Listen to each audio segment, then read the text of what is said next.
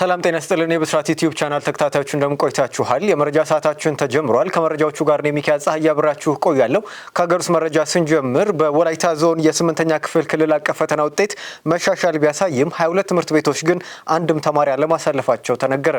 በወላይታ ዞን የ8ኛ ክፍል ፈተናን ከወሰዱት ውስጥ 16101 ተማሪዎችና የ6ኛ ክፍል ክልላዊ ፈተናን ከተፈተኑ ተማሪዎች መካከል ደግሞ 15699 ተማሪዎች የማለፊያ ውጤት ማምጣታቸውን የዞኑ የትምህርት መምሪያ አስታውቋል። የመምሪያው ምክትል ኃላፊ አቶ አዝማቹ ዳዊት ለብስራት ሬዲዮ እንደተናገሩት የ8ኛ ክፍል ክልል አቀፍ ፈተናን 16101 የሚሆኑ ተማሪዎች ወስደዋል። 69.57 በመቶ የሚሆኑ ተማሪዎች ከ50 በመቶ ውጤት በላይ አስመዝግበዋል። የ6ኛ ክፍል ክልል አቀፍ ፈተናን 24068 ተማሪዎች መፈተናቸውን የትምህርት መምሪያው ገልጾ ከ50 በመቶ በላይ ያመጡት 65.23 በመቶ ተማሪዎች መሆናቸውን ይፋ አድርጓል። ከአምና ውጤት ጋር ሲታይ የ8ኛ ክፍል 17.2 በመቶ ውጤት ማሻሻል አሳይቷል ያሉት ምክትል ኃላፊው ከ6ኛ ክፍል አንጻር 9.5 በመቶ ውጤት መሻሻል ተመዝግቧል። ይህ ውጤት የተመዘገበበት ዋነኛው ምክንያት በልዩ ትኩረት በየደረጃው ካለው የማህበረሰብ አካላትና ከአመራሩ ጋር ውይይቶችን በማድረግ ወደታች ወርዶ የተለያዩ ስራዎችን ማከናወን በመቻሉ ነው ሲሉ ምክትል ኃላፊው ተናግረዋል። የ8ኛ ክፍል ፈተናን ካስፈተኑ 421 ትምህርት ቤቶች መካከል 101 ትምህርት ቤቶች 100 በመቶ ተማሪዎችን ያሳለፉ ሲሆን 22 ትምህርት ቤቶች አንድም ተማሪ ያላሳለፉ መሆናቸው ተጠቁሟል። የ6ኛ ክፍል ፈተናን ካስፈተኑ 476 ትምህርት ቤቶች መካከል ደግሞ 64 ትምህርት ቤቶች 100 በመቶ ተማሪዎችን ያሳለፉ ሲሆን 7 ትምህርት ቤቶች አንድም ተማሪ ያላሳለፉ መሆናቸውን አያይዘውም ገልጸዋል።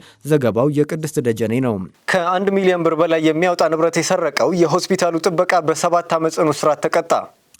ተከሳሽ እንድሪያስ ቶማስ ግያ በወላይታ ሶዶ ዩኒቨርሲቲ ማስተማሪያ ሪፈራል ሆስፒታል የጥበቃ ሰራተኛ ሆኖ እየሰራ ሐምሌ 22 ቀን 2018 ዓ.ም ከምሽቱ 4 ሰዓት እስከ 6 ሰዓት ባለው ጊዜ ውስጥ የወንጀል ድርጊቱ ተፈጽሟል። የሆስፒታሉ ንብረት የሆነውን 3 ማይክሮስኮፕ የእያንዳንዳቸው ዋጋ 350 ሺህ ብር በድምሩ 1 ሚሊዮን 50 ሺህ ብር የሚያወጣውን ከክፍሉ ሰራተኞች ጋር በመተባበር ንብረቱ ያለበትን ክፍል በቁልፍ ከፍቶ ከወሰደና ንብረቱን በተቋሙ ውስጥ ባለው ሳርና ሐረግ ውስጥ ደብቆ ካቆየ በኋላ ሐምሌ 25 ቀን ከሌሊቱ 9 ሰዓት ንብረቱን ካቆየበት ስፍራ አንስቶ እየወሰደ ያለ ከንብረቱ ጋር የተያያዘ ስለሆነ ተከሳሹ በፈጸመው ከባድ ስርቆት ወንጀል ተከሷል። የወላይታ ሶዶ ከተማ አስተዳደር ፍትህ መምሪያ አቃቤ ሕግ ያቀረበውን ክስ ሲያከራክር የቆየው የወላይታ ሶዶ ከተማ አስተዳደር ከፍተኛ ፍርድ ቤት ተከሳሽ የቀረበበትን ክስ ሙሉ በሙሉ ያመነ መሆኑን ግምት ውስጥ በማስገባት የጥፋተኝነት ውሳኔ ሰጥቷል። ተከሳሽ የቀረበበትን ክስ ያመነ መሆኑን የቤተሰብ አስተዳደር እንዲሁም ቀደም ሲል የወንጀል ሪከርድ የሌለበት መሆኑን ግምት ውስጥ በማስገባት በ7 ዓመት ጽኑ እስራት እንዲቀጣ ውሳኔ ያሳልፎበታል። የተሰረቀው ከ1 ሚሊዮን በላይ ዋጋ የሚያወጣው ማይክሮስኮፕ ለኦቶና ሪፈራል ሆስፒታል ተመላሽ መደረጉን የወላይታ ሶዶ ከተማ አስተዳደር ከፍተኛ ፍርድ ቤት ኮሚኒኬሽን አስታውቋል።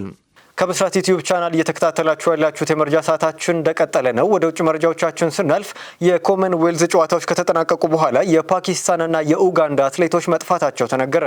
ባለፈው እሁድ በግላስኮ በተጠናቀቀው የኮመንዌልዝ ጨዋታዎች ላይ ከተሳተፉ በኋላ ወደ ሀገራቸው ያልተመለሱ የውጭ ሀገር አትሌቶች ጉዳይ ላይ የስኮትላንድ ፖሊስ ምርመራ እያደረገ ይገኛል። እነዚህ አትሌቶች በመገናኛ ብዙሃን እንደተገለጸው ከኡጋንዳና ከፓኪስታን የመጡ የቦክስ ስፖርተኞች ናቸው። የፖሊስ ቃል አቀባይ እንደገለጹት የስኮትላንድ ፖሊስ ያሉበት ቦታ ያልታወቀ በርካታ አትሌቶች መኖራቸውን የሚገልጽ ሪፖርት ደርሶታል። ሁኔታዎቹን ለመገምገም ጥያቄዎች እየቀረቡ ሲሆን ቀደም ብሎ ከሀገር ውስጥ ጉዳይ ሚኒስቴር ጋር እየተመከረ ነው ሲል ፖሊስ አክሏል። የኡጋንዳው ኤንቢሲ ስፖርት እንደዘገበው 6 አባላት ካሉት የአገሪቱ የቦክስ ቡድን መካከል 4ቱ ማክሰኞ ወደ ሀገር ቤት ለመመለስ ከታቀደላቸው ጊዜ በፊት ጠፍተዋል። እናም አንደኛው ቦክሰኛ ለዜና ምንጩ ጥገኝነት ለመጠየቅ እንዳሰበም ተናግሯል። የፓኪስታን ቱዴይ ድረገጽ እንዳመላከተው የአገሪቱ ቦክሰኞች አንዱ ማክሰኞ ወደ ሀገሪቱ ለመመለስ በረራ ላይ አልተገኘም። ከኮመንዌልዝ ጨዋታዎች በኋላ የሚጠፉ አትሌቶች ሪፖርቶች በቅርብ ጊዜ የተለመዱ ናቸው። ከ2014 ጀምሮ በግላስኮ ወይም በብሪታንያ ሲስተናገድ አትሌቶች ጠፍተዋል። በአውስትራሊያ በተካሄደው የ2018 የጎልድ ኮስት የኮመንዌልዝ ጨዋታዎች በኋላ ባለስልጣናት ውድድሩ ካለቀ ከአንድ ወር በኋላ 50 አትሌቶችና ባለስልጣናትን ጠፍተው ነበር። ሌሎች 190 ደግሞ ጥገኝነት ጠይቀዋል። ከ74 ሀገራት የተውጣጡ 3000 አትሌቶች በግላስኮ ጨዋታዎች ለ11 ቀናት ተሳትፈዋል። ጃፓን ያደረገችውን የሚሳኤል ሙከራ ተከትሎ የሰሜን ኮሪያ መሪ እህት የሆነችው ኪም ዮን ጆንግ ወታደራዊ ማስጠንቀቂያን ሰጠች። የሰሜን ኮሪያው መሪ ኪም ጆንግ ኡን ሀያል እህት ኪም ዮንግ ጆንግ ጃፓን በአሜሪካ የተሰራውን ቶም ሃውክ የክሩዝ ሚሳይል ሙከራ ካደረገች በኋላ ፒዮንግያንግ ተጨማሪ ወታደራዊ አማራጮችን እንደምትከተል አስጠነቀቀች። ረቡዕ ዕለት በመንግስት መገናኛ ብዙሃን በተሰራጨ መግለጫ ኪም የጃፓን ጦር ከመከላከያ አቅሙ በመውጣት አስቀድሞ የማጥቃት አቅም ወዳለ ወታደራዊ ኃይል እየተሸጋገረ መሆኑን በመጥቀስ ወንጅለዋል። ኪም በቅርቡ በፓስፊክ ውቅያኖስ ውስጥ በሚገኘው የአይስጊ አጥፊ ቾካይ አውሮፕላን የጃፓን የቶም ሃውክ ሙከራ እንዲሁም ሌሎች ሚሳይሎችን መፈተሽና ጃፓን በግንቦት ወር በፊሊፒንስ በተደረገ የአሜሪካ የጋራ ወታደራዊ ልምምር ላይ መሳተፏን በመጥቀስ ሰሜን ኮሪያ ጃፓን ላይ ደህንነቷ ለበለጠ አደጋ እንደተጋለጠ እንዲሰማት በሚያደርግ መንገድ ምላሽ እንደምትሰጥ ተናግራለች። በቅርብ ወራት ውስጥ ስለ ቶኪዮ ባቀረበችው ጠንካራ ንግግር እንድትጸጸት ማድረግ አለብን ማለቷም ይታወሳል።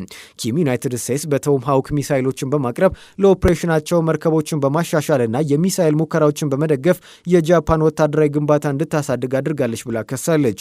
አሜሪካ ከጃፓን አደገኛ ወታደራዊ እንቅስቃሴዎች ጀርባ ነች ስትልም ሀያል ሴት በመባል የምትጠራው የኪም ጆንግ ኡን እህት ኪም ዮንግ ጆንግ ተናግራለች። ከብስራት ዩቲዩብ ቻናል ስትከታተሉት የነበረው የመረጃ ሰዓታችን ተጠናቋል። እኔ ሚኪያስ ፀሐዬ ከመላው ስቱዲዮ ባለሙያዎች ጋር አብሬያችሁ ቆየው። ሰናይ ጊዜ